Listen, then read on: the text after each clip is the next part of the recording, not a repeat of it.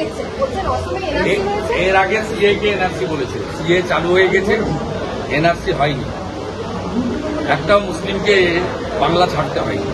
এসব কথা বলে ওনাদেরকে উস্কে এর আগে হাজারদুয়ারি পুড়িয়েছে, 37টা বাস পুড়িয়েছে নবান্নর সামনে, হরগোবিন্দ দাস, চন্দন দাসকে খুন করেছে, বাড়ি লুট করেছে, আগুন লাগিয়েছে, রাস্তা অবরোধ করেছে, এসব করছেন।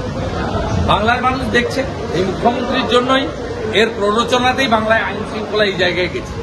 এর জন্যই আদিবাসী নেতা সাংসদের এই রক্ত গোটা ভারতবর্ষ দেখেছে, প্রত্যেকটা বাড়িতে রিয়াকশন। এই যে কার্যালয়ে আপনাদের বৈঠক, বাংলা তো লড়বে, বাংলা লড়বে, বাংলা জিতবে, খালা মমতা হারবে। কার্যালয়ে আপনাদের বৈঠক, কার্যালয়ে বৈঠকে যে ভোটে নাম কাটার জন্য মিটিং। এর আগে তো আনসারুল বাংলার 7 শেখ হরিহর পাড়া মাদ্রাসা চালাচ্ছে। এসআইআর ভীষণভাবে জরুরি। বৈধ ভোটার লিস্ট ছাড়া বৈধ নির্বাচন হতে পারে না। বৈধ ভোটার নির্বাচনের প্রথম সোপান হচ্ছে বৈধ ভোটার তালিকা।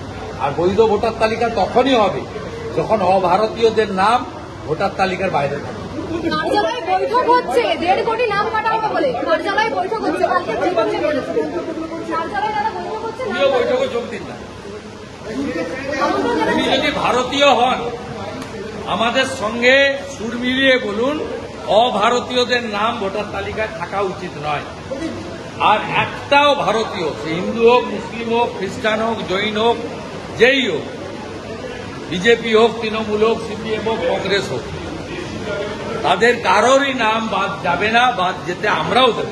আরো ভালো ভালো খবর দেখতে সাবস্ক্রাইব করুন বাংলা হান্টের ইউটিউব চ্যানেল। বাংলা হান্টের আরো খবর দেখতে নজর রাখুন। বাংলা খবর মানেই বাংলা হান্ট।